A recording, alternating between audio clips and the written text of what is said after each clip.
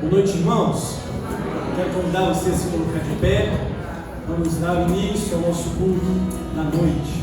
Vamos fechar os nossos olhos. Senhor, nós estamos mais uma vez em Tua casa, com o único intuito, Pai, de adorar e exaltar o Teu santo nome, Pai. Receba o culto que prestamos a Ti nessa noite, Pai. Em nome de Jesus, nós somos gratos por tudo que o Senhor tem feito e ainda irá fazer nas nossas vidas, ainda nesse dia, nessa noite, Pai. Em nome de Jesus que oramos, agradecidos. Amém, amém. Amém?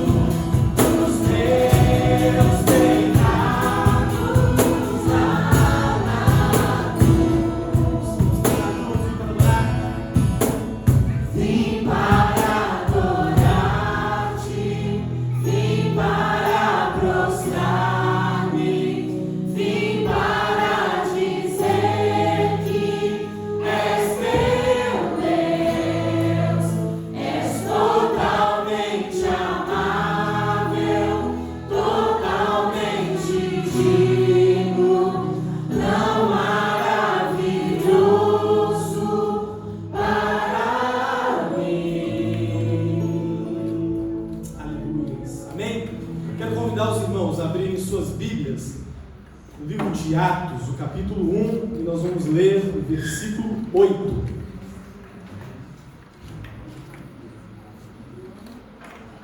Atos dos Apóstolos, capítulo 1, o versículo 8. Vai dizer assim: mas receberão poder quando o Espírito Santo descer sobre vocês, e ser-me-ão testemunhas em Jerusalém, em toda a Judéia, Samaria e até os confins da terra. Amém, meus irmãos? Nós somos convidados a sermos testemunhas, de Cristo Jesus. Nessa noite eu quero destacar os aniversariantes dessa semana. No dia 17, hoje temos a Bianca. Dia 18, Natan Batista Figueiredo Lopes. E dia 21, o Felipe Laudomiro. Vamos orar para que Deus abençoe esses irmãos e que conceda a cada um deles mais um ano de vida na presença do Senhor. Vamos orar. Senhor, nós colocamos diante do Senhor a vida desses irmãos nossos, e que o Senhor, Pai, possa estar concedendo a eles, cada um, na medida do que o Senhor já tem preparado para cada um deles, Pai, segundo as necessidades deles. Que o Senhor, Pai, venha estar conduzindo cada dia mais a vida deles, de forma que eles vivam a contar os seus dias na Sua presença, Pai. Fale conosco nessa noite, é o que te pedimos, no nome de Jesus. Amém. Amém.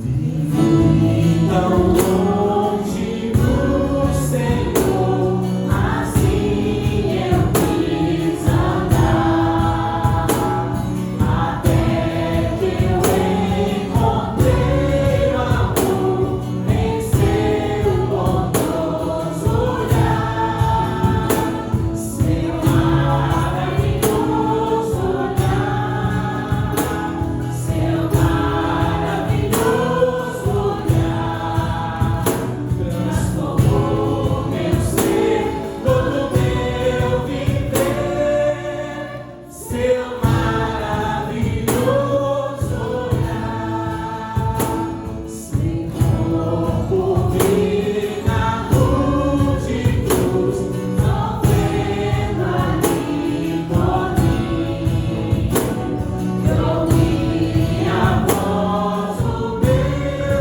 Jesus, hoje sorri assim, seu maravilhoso olhar, seu maravilhoso olhar, transformou meu ser, todo meu viver, seu maravilhoso olhar. Contrição, então voltei à fonte desse amor, perdão e paz em Cristo achei, pertenço ao Salvador, seu maravilhoso olhar, seu maravilhoso olhar, transformou meu ser, todo meu viver, seu maravilhoso olhar. Que olhar maravilhoso do nosso Senhor Jesus Cristo, amém? Glórias a Deus por causa disso e por causa da graça dele manifestada a nós, Salvador. Vamos continuar declarando que maravilhosa graça o Senhor tem para com minha vida e a sua vida.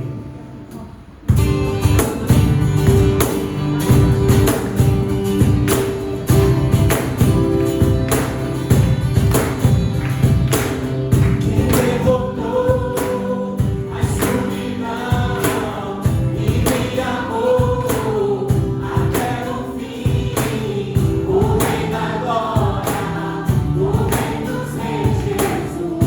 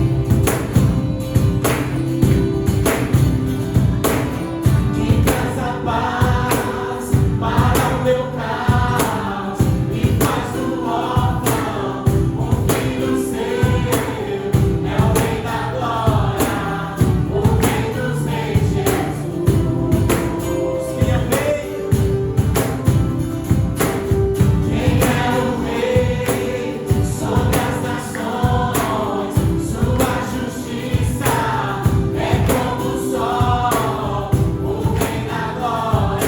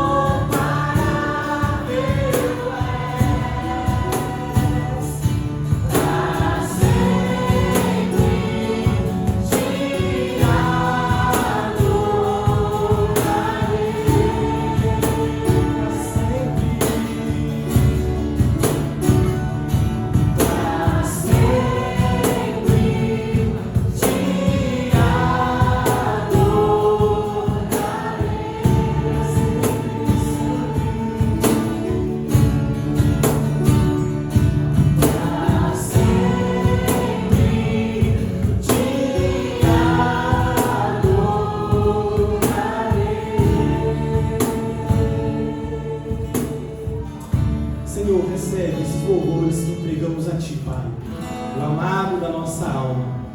Que nessa noite, Pai, o Senhor seja um convidado especial, Pai. Que nós saibamos reconhecer, Pai, o Seu poder, a Tua grandeza, Pai. Como o Senhor é único, Pai, incomparável. Receba, Pai, essa adoração que só a Ti pertence. Em nome de Jesus que oramos. Amém. Amém. Você pode se sentar. Eu quero convidar aqui todas as crianças para que nós possamos orar por elas antes de irem para o culto infantil. Eu quero convidar aqui o irmão Leandro, que vai estar fazendo essa oração. E logo depois ele já vai estar fazendo o momento missionário.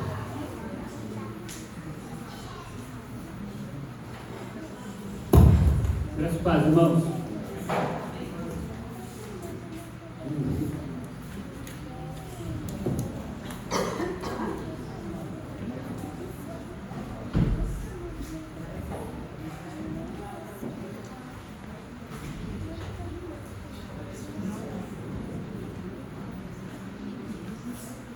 Oremos.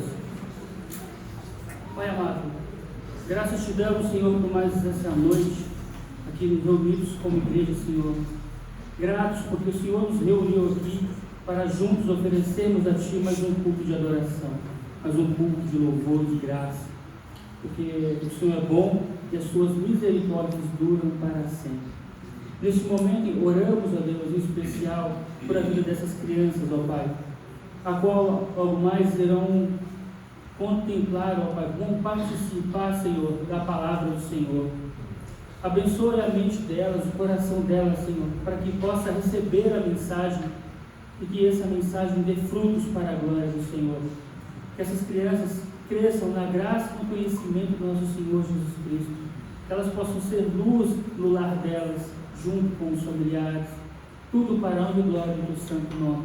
Abençoa, Senhor, as professoras que irão ministrar a Tua palavra, de acordo com o entendimento delas.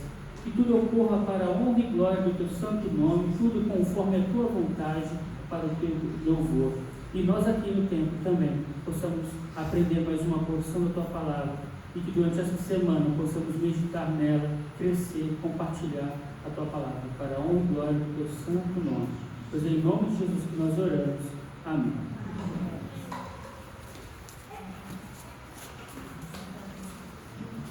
Continuando. Ainda em espírito de louvor e adoração, não podia deixar de acabar essa campanha, né, a campanha de missões nacionais, deste mês, assim que a gente também contempla o clipe da missão, o clipe dessa campanha, que tem uma letra muito bonita e também falou muito ao meu coração, acredito que vai falar aos corações dos irmãos também. Vamos assistir o clipe, irmãos?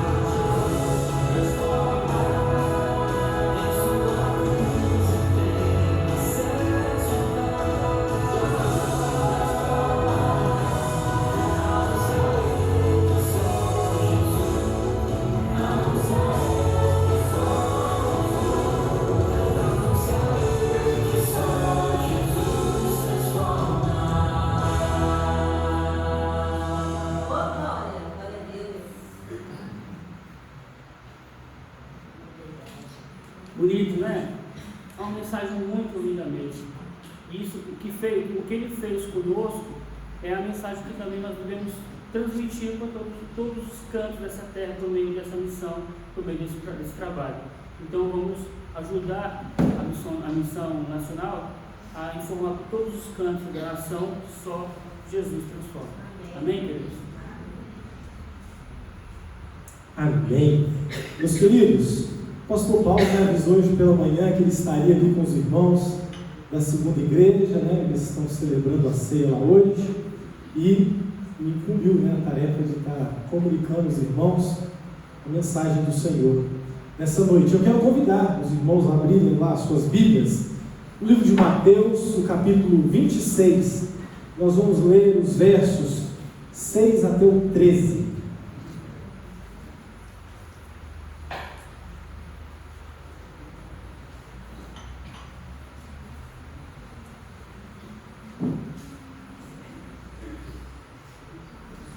Mateus 26,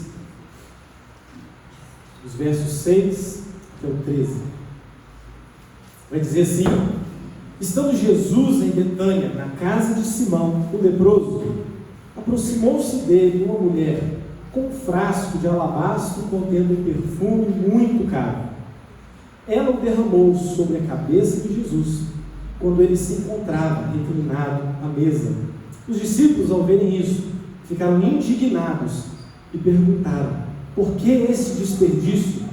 Este perfume poderia ser vendido por alto preço e o dinheiro dado aos pobres.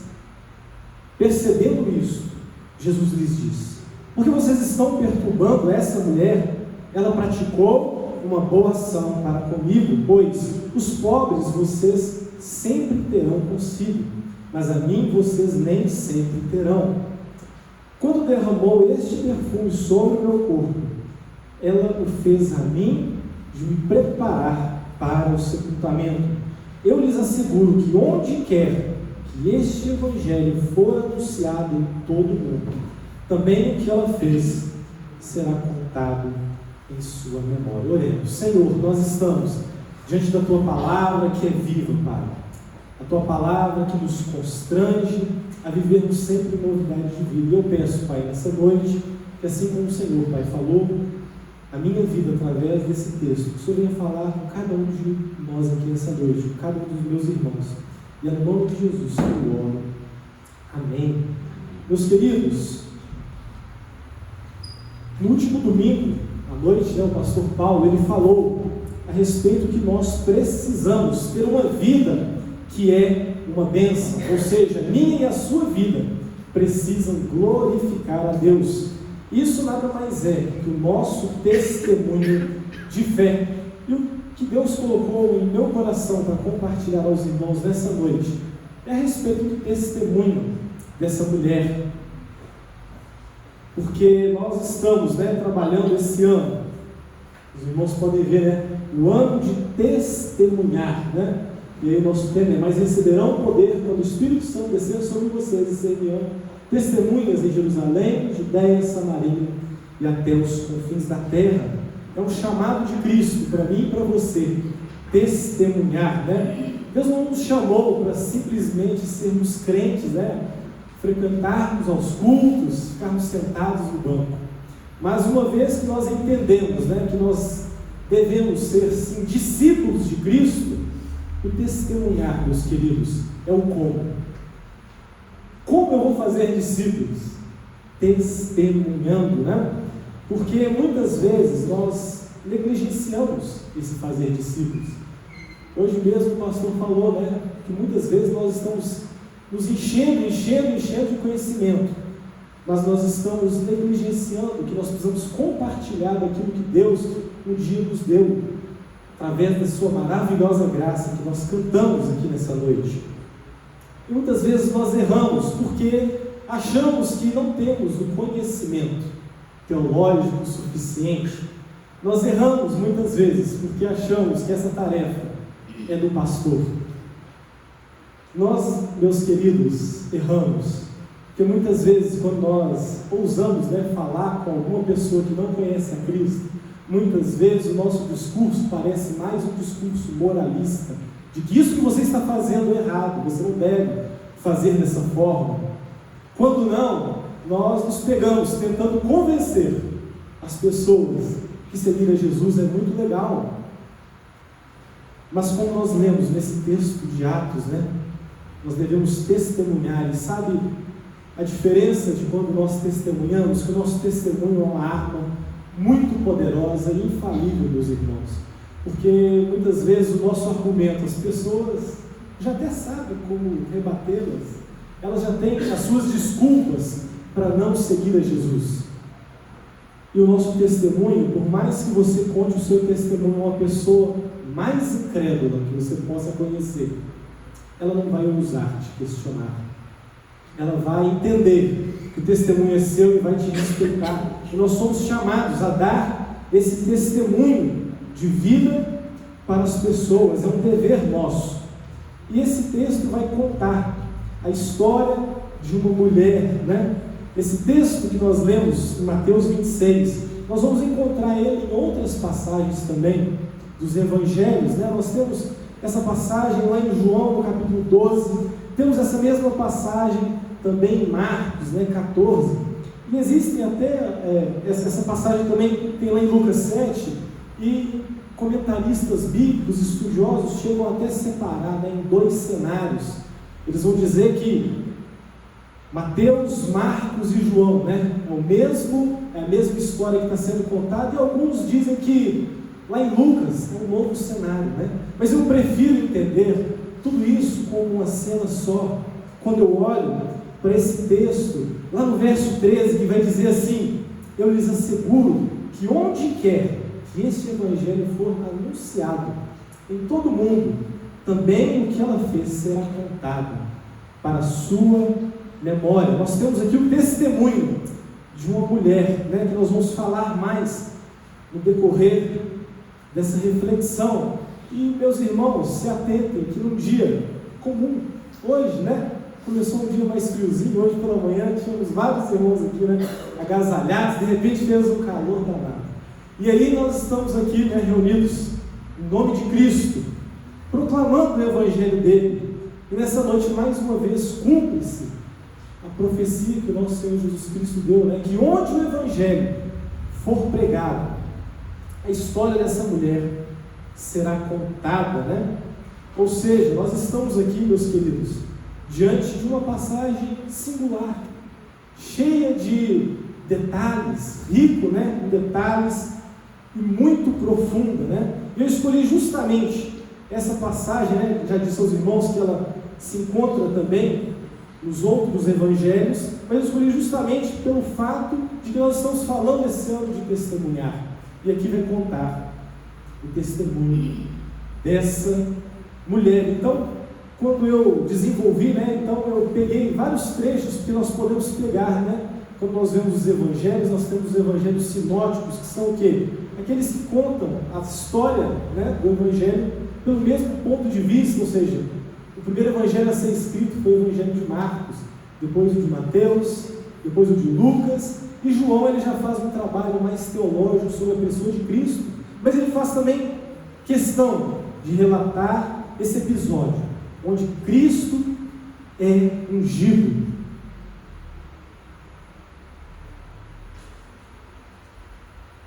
Antes, os versículos que antecedem vão dizer, em que contexto essa história se dá. Jesus ele está indo para a cidade de Betânia, E aí vai dizer que faltavam apenas 6 dias, lá no Evangelho de João vai dar esse detalhe, faltavam 6 dias para a Páscoa. E lá em Marcos ele vai falar a respeito de um jantar que está sendo marcado, E esse jantar ele é marcado faltando apenas 2 dias. E que festa é essa que se aproximava? Era a festa da Páscoa.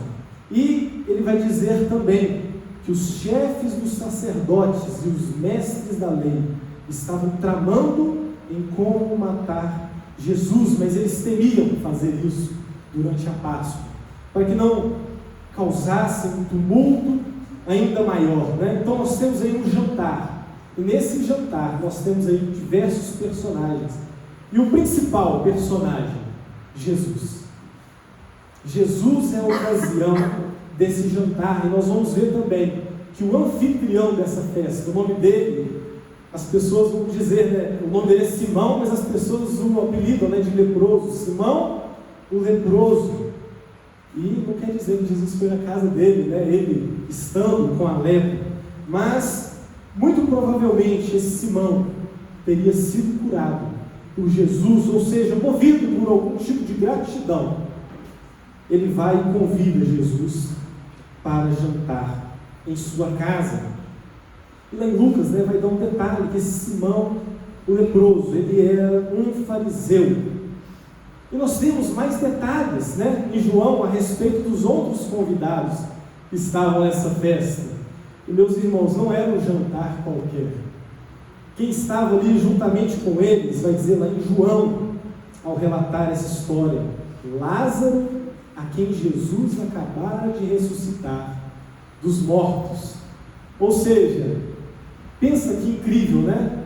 Uma pessoa movida por gratidão, ele convida o Jesus, né? O Messias, o Salvador, para um jantar, e nesse jantar está ali, né? Quem Jesus acabara de ressuscitar. Isso é importante, sabe por quê? Porque vai dizer que nessa reunião, as quais os mestres da lei, né, estavam ali no palácio, né, de Caifás, eles estão ali tramando contra Jesus, mas eles não querem simplesmente pegar Jesus e matar Jesus. Ele vai dar o detalhe de que eles também procuravam matar Lázaro. Sabe por quê, meus queridos? Por causa do testemunho de Lázaro ter sido morto e se ressuscitar. Muitos estavam começando a seguir a Jesus.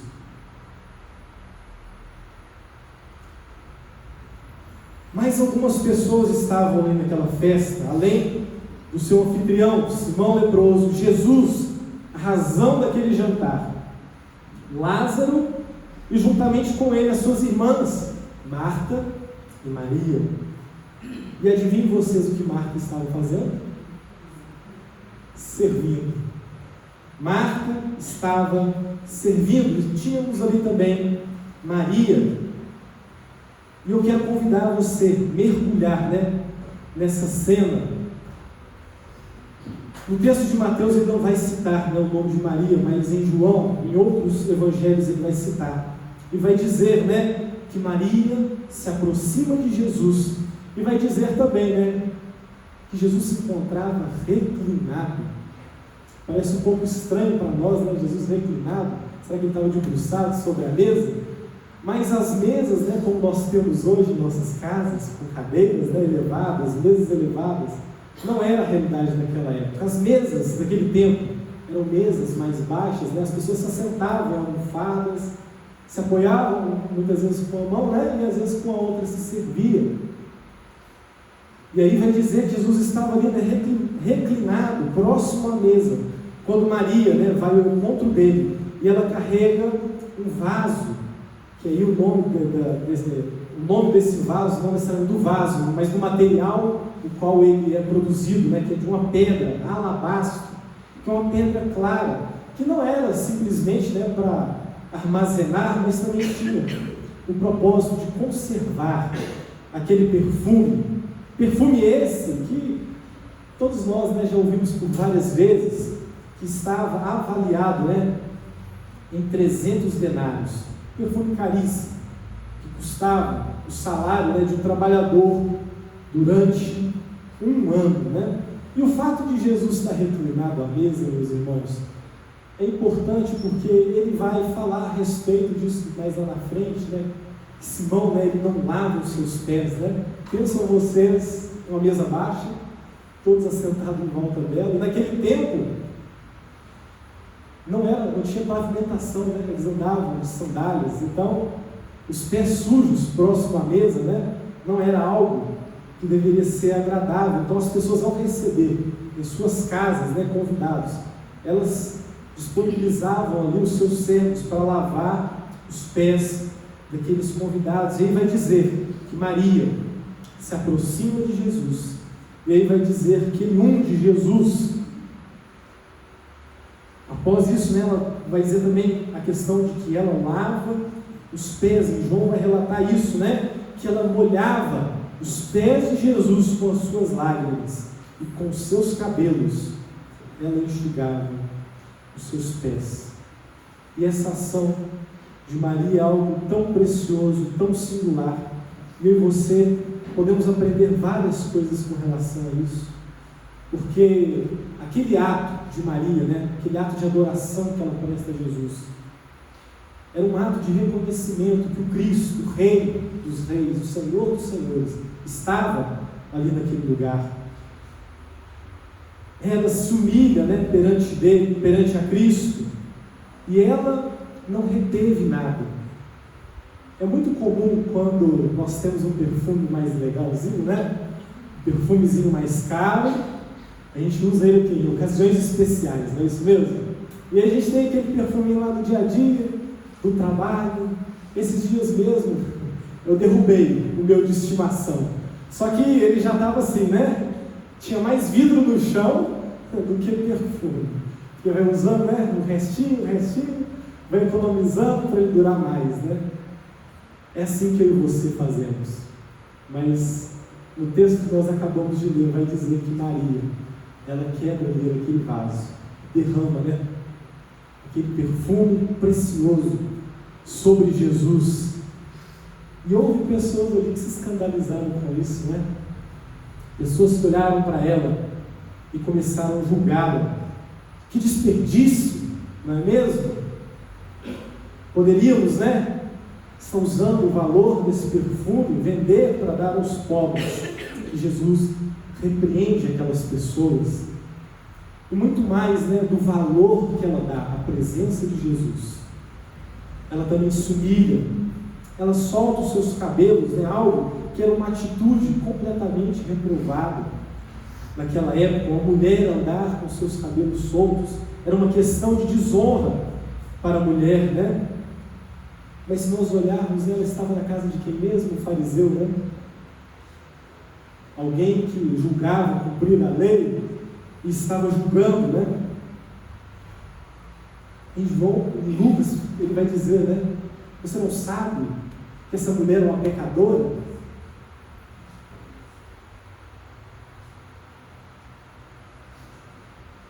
Meus queridos, essa mulher não se importou o que as pessoas em sua volta diriam a respeito dela. Ela simplesmente se humilhou, prestou aquele ato de adoração a Jesus. E muitas vezes eu fico olhando para a minha vida e fico imaginando, né? Será que de fato eu tenho entregado tudo mesmo a Cristo? Ou será que na minha vida, alguma área da minha vida, existe algo que ainda falta entregar a Jesus? Oh não, Jesus, aqui não. Isso aqui tudo bem, mas falou das minhas finanças? Não. Aqui eu sei, deixa comigo. Os meus sonhos, já está tudo planejado. Uma outra coisa que eu fico olhando para a vida dessa mulher. Será que eu tenho preocupado com o que as pessoas têm pensado de mim? E tenho negligenciado a verdadeira adoração, o verdadeiro culto que Deus merece? Será que as pessoas vão dizer lá no meu trabalho, né? Imagina se eu falar lá que eu sou crente.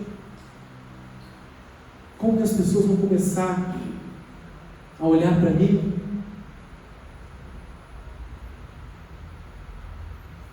Uma coisa, meus irmãos, é verdade, que o maior investimento que eu e você podemos fazer na nossa vida, né, é poder entregar as nossas vidas por completo a Cristo, viver o propósito dele para nós. Hoje nós temos vivido, né, um tempo onde as pessoas estão preocupadas demais, né, com seus afazeres.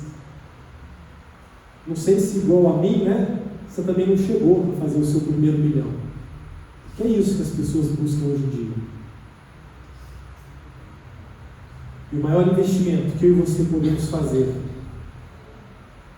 é ter uma vida na qual Jesus vai olhar para nós no dia final e nós vamos ser encontrados fiéis, mediante aquilo que Ele confiou a mim e a você.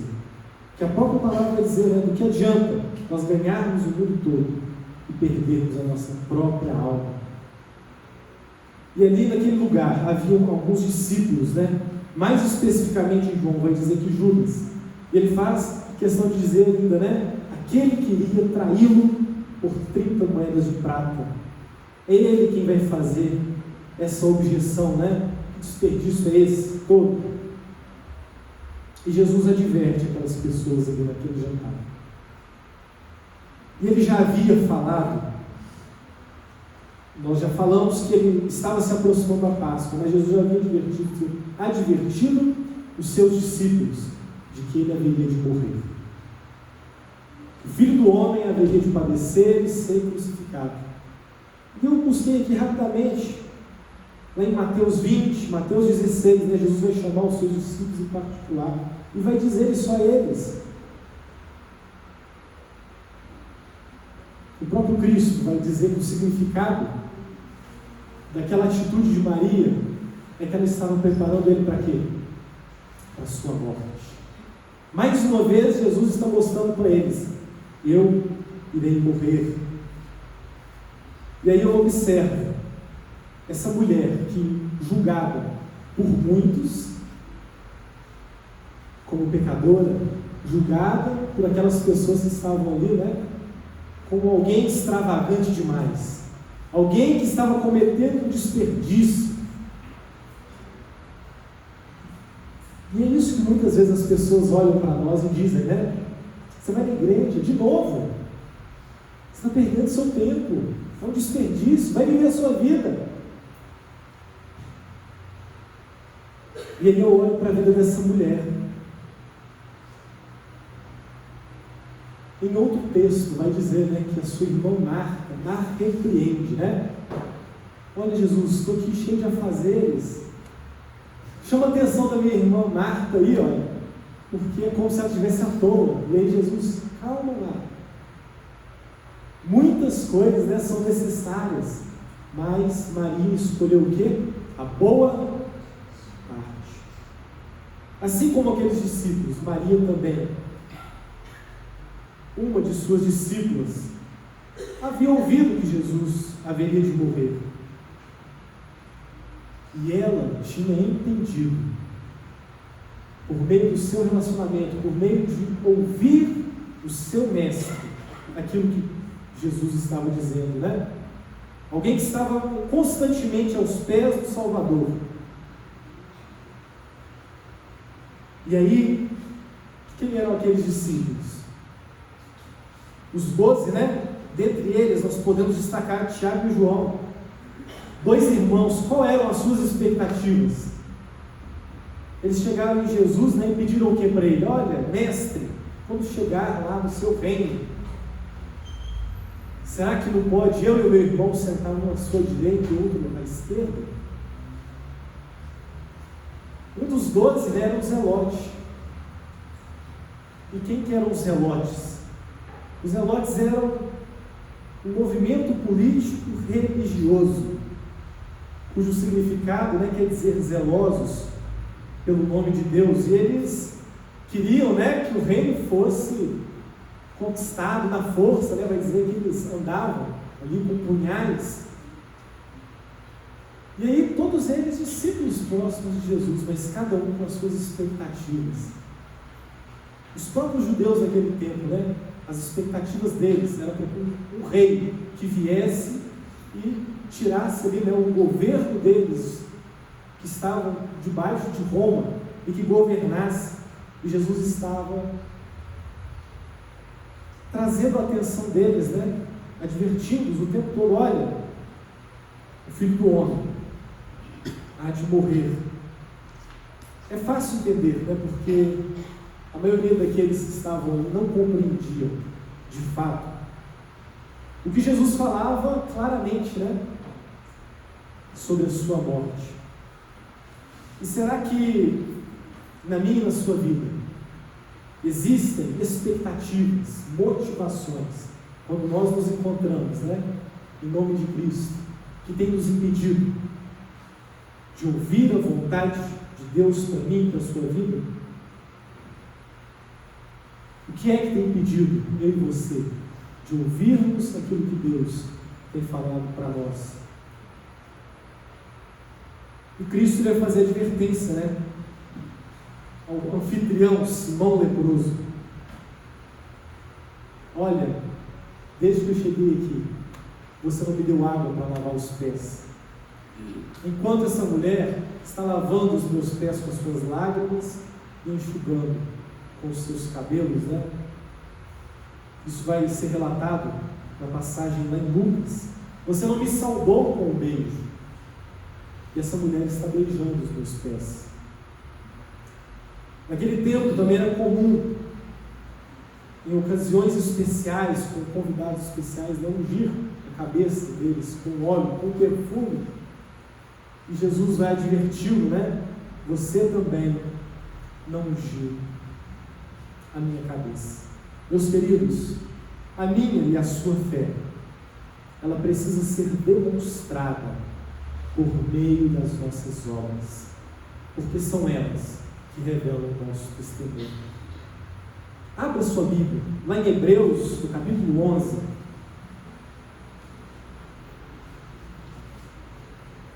E nós vamos ler os versos 1 e 2.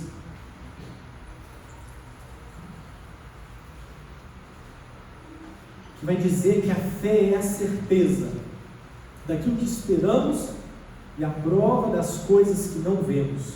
Porque foi por meio dela quem? A fé, que os antigos receberam bom testemunho. Você pode repetir comigo? Bom testemunho? Vamos lá? Bom testemunho. É por meio dessa fé que os antigos receberam bom testemunho. E esse texto de Hebreus mesmo, nós temos estudado ele na classe dos jovens, vai dizer que Abel, embora tenha sido morto pela fé, ainda fala. Enoque, ele teve o testemunho de ter agradado a Deus, não experimentou a morte. E o que ele vai dizer a respeito de Noé? Homem íntegro e justo, um homem que condenou o mundo, tornando-se herdeiro ou pregoeiro da justiça segundo a fé. Abraão, pai da fé, né?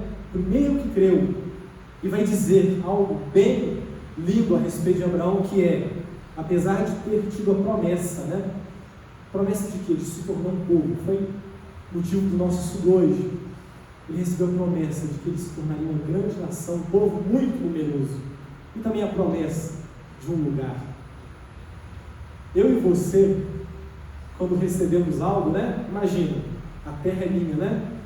Aí a gente dá logo um jeito de fincar as estacas, passar as cercas. Tem uma escritura: é minha. Não é bem assim? Imagina o filho da promessa, filho único. Muitos, né, dos pais que têm filhos únicos costumam projetar expectativas na vida dos seus filhos. Imagina Abraão recebendo o filho da promessa, olhando para Deus e falando assim: Deus, foi o Senhor que me deu. Não é muito assim? Não tem a ver muito comigo, com você isso? Mas vai dizer que Abraão peregrinou na terra prometida, como se estivesse em terra estranha. E aí a pergunta que eu fiz hoje para os jovens e para os adolescentes foi: ele sabia da verdadeira promessa. Não só Abraão, mas todos esses homens que nós já falamos anteriormente, que obtiveram bom testemunho. E sabe qual é essa promessa? Que Deus fez aqueles homens. E a mesma promessa para mim e para você. A promessa que esses homens esperavam é pela cidade que tem alicerces, cujo arquiteto e o edificador é Deus. Meus queridos, nós somos convidados a ser estrangeiros nessa terra. Nós não trazemos nada para esse mundo. Nós não vamos levar nada. Mas existe algo que Deus confiou a mim e a você, e isso é o meu e o seu testemunho. E ele vai falar sobre Isaac, Jacó, José, Moisés, Raabe e muitos outros. Mas a história da redenção, ela continua a ser escrita, meus queridos. Nós acabamos de citar vários homens e mulheres que fizeram histórias, e essas histórias estão registradas nas Escrituras Sagradas. Mas essa história também continua por meio da minha e da sua vida, por meio de homens e mulheres que também marcaram o seu tempo. E eu trouxe aqui 2 exemplos de homens que marcaram o seu tempo, e um deles é um evangelista americano chamado Billy Graham, um homem que andou pelo mundo todo pregando. Esse homem, meus queridos, lotava estádios. Várias e várias almas eram alcançadas por meio da vida desse homem. Vários de vocês devem conhecer, né? Billy Graham, homem de Deus. O que nós podemos dizer também, né, a respeito do pastor também americano, batista, Martin Luther King, que ficou conhecido pela sua liderança contra a segregação racial. E o que era isso? No tempo desse homem, havia escolas para negros e brancos. O casamento, em alguns estados dos Estados Unidos, entre brancos e negros, não era permitido. As oportunidades de trabalho para os negros eram limitadas. Os estabelecimentos comerciais, né? Haviam áreas reservadas. E aí chega um episódio, né, de uma mulher, Rosa Parks, onde ela está dentro de um ônibus, né, e recusa dar lugar para um branco. É o que marca a luta contra essa segregação racial. Homens e mulheres de Deus que não se conformaram com o mundo e com as coisas do mundo e se posicionaram e fizeram a diferença. E eu quero concluir, porque nós estamos aqui diante de um público diverso, né? Nós temos pessoas de maior idade, nós temos jovens, temos pessoas aqui de meia idade, né? E para você que é mais novo, pode ser que, ao ser perguntado sobre o seu testemunho, pode ser algo difícil de pensar, né? Porque, como toda pessoa mais jovem, mais nova, ela está fazendo planos para o seu futuro. Recentemente, né, oramos pelos nossos jovens que estão fazendo Enem, né, em busca de ingressar à universidade. E muitas vezes nós somos tentados a buscar só aquilo que vai nos trazer dinheiro, sendo que Deus, Ele fez cada um de nós de uma maneira única, de uma maneira singular e especial. Cada um aqui tem uma característica inerente. E Deus nos fez dessa forma, e sabe como Ele quer te usar? Do jeitinho que Ele te criou. Só que eu vejo que muitos jovens hoje em dia têm caído na tentação de ser, né, aquilo que Deus não chamou eles para ser. Às vezes Deus está chamando vocês para serem músicos, ou às vezes Deus está te chamando para ser um gari, né? Ninguém quer ser gari, né? Ninguém faz faculdade para ser gari. E é por isso que às vezes a gente vai lá nos hospitais e está cheio de médico que não tem vocação, que Deus não chamou para ser médico. Pessoas frustradas naquilo que fazem. Sabe por quê? Porque lá atrás pensaram no dinheiro que poderiam ganhar. E a nossa vida, ela é uma vida integral, é uma vida como um todo. Deus nos chamou para nós sermos bênção naquilo que nós fazemos. Recentemente, nós, o Marcos aqui, usamos a profissão dele, né, para abençoar os irmãos. Deus chamou cada um de uma maneira específica e singular. Mas mesmo você, mais novo, nas pequenas coisas que Deus te deu, você é capaz de entender o propósito de Deus para a sua vida. Mas aqui nós também temos pessoas experientes, que já conseguem olhar para trás e ver uma trajetória grande. E aí nós precisamos pensar, o que é que nós já construímos nessa caminhada longa. Já não resta tanto tempo assim. E qual é o legado que nós estamos deixando para as gerações que vão perpetuar a pregação do Evangelho? Que testemunho que nós estamos deixando? Qual é esse legado para as próximas gerações? Mas também nós temos aqui, pessoas de meia idade. Eu já vou nos meus 36. Não sou novinho, mas também não sou tão experiente. E quando eu olho para a minha vida, eu percebo a ação de Deus em cada detalhe. Quando eu olho lá para frente, eu ainda não vejo tudo.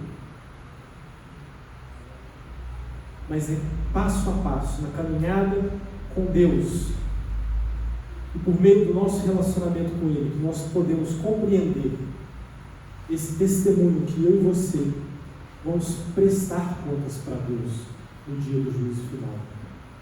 Nós vemos aqui testemunhos de homens de Deus. Nós vemos aqui um testemunho de Maria, de Betânia, irmã de Marta e de Lázaro. E qual é o meu testemunho? Qual é o testemunho que Deus espera da sua vida? Será que quando eu vejo aquilo que Deus está fazendo na minha vida, eu me sinto envergonhado do que as pessoas vão dizer? Do que as pessoas vão pensar? De uma coisa eu sei, meus queridos: se eu e você estivermos aos pés de Jesus, não importa o que as pessoas vão dizer ao nosso respeito. A aprovação que nós precisamos ter é de Cristo.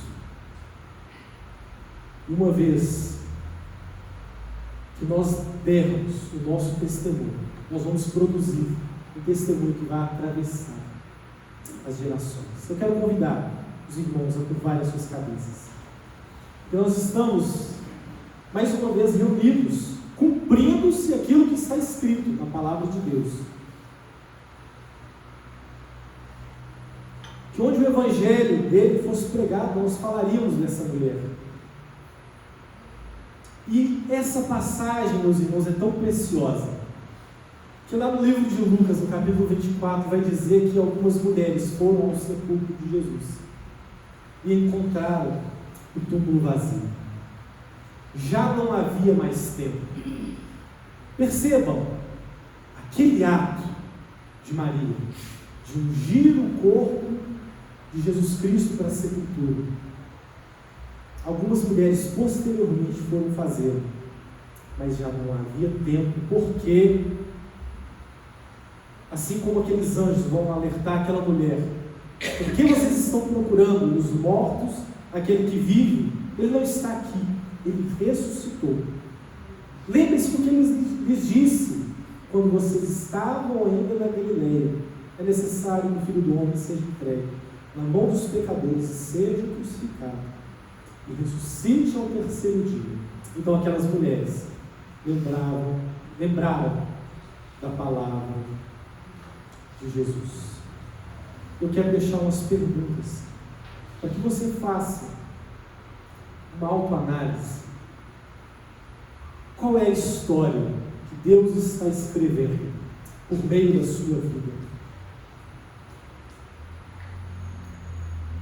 Quando nós falamos de uma vida de fé, Tiago vai dizer que se aquilo que nós dizemos crer não for testificado por meio das nossas obras, a nossa fé é morta. Quais são as obras que eu e você estamos fazendo, que é o nosso testemunho e que nós iremos prestar conta? Qual é a pregação que as pessoas estão vendo através de mim e através de você? Sabe por quê? Por mais que nós não tenhamos ainda o todo completo,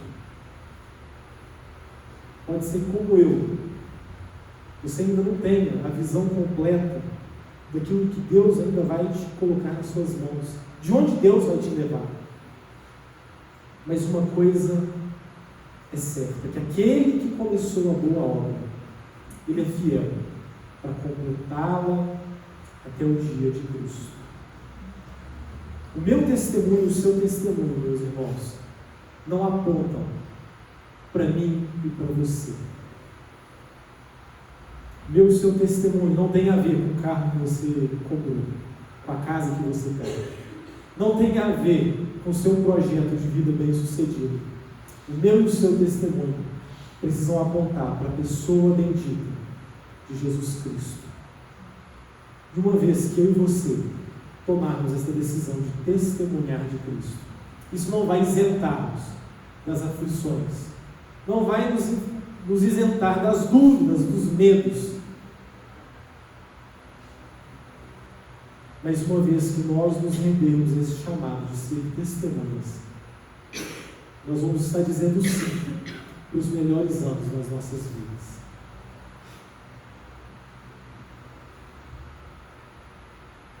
A nossa vida nesse mundo é uma vida momentânea, breve, passageira, diante da eternidade que está preparada para mim e para a sua vida. Quero orar nessa noite. Senhor, nós estamos diante da Tua palavra, que é verdadeira. A Sua palavra que nos constrange, Pai, ao ver o testemunho de uma mulher que entregou tudo aos pés do Senhor. Nessa noite, Pai, sonda os nossos corações e que nós possamos, Pai, abrir mão do controle das nossas vidas. Que o Senhor, Pai, possa nos constranger a ter uma vida de renúncia, a ter uma vida não para sermos bem-sucedidos enquanto vivemos nesse mundo, mas nós sejamos bem-aventurados aos olhos do Senhor. Porque aos seus olhos, bem-aventurado é aquele que tem sede de justiça, que não se conforma com a injustiça praticada nesse mundo. Aos seus olhos, os bem-aventurados são aqueles que sofrem. E nós queremos, Pai, pagar o preço de sermos discípulos do Senhor. Nós queremos pagar o preço, Pai, de pessoas que não vão chegar diante do Senhor com mãos vazias, mas pessoas que vão chegar diante do Senhor com um testemunho de fidelidade, um testemunho de que se entregou a Tua obra. E nós ansiamos, Pai, pelo dia da Sua volta. Não nos faça esquecer, Espírito Santo de Deus, de quão breve é a nossa vida passageira nesse mundo. E que nós possamos entender o real valor do sacrifício de Cristo por cada um de nós. Que nós possamos, Pai, viver essa graça na qual nós cantamos domingo a domingo, essa graça que nós lemos nas nossas Bíblias, que nós ouvimos de pregadores. Nós queremos, Pai, ter uma vida diferente. Nos capacite, Pai. Em nome de Jesus, Pai, eu quero clamar ao Senhor por cada jovem dessa igreja, por cada criança, Pai.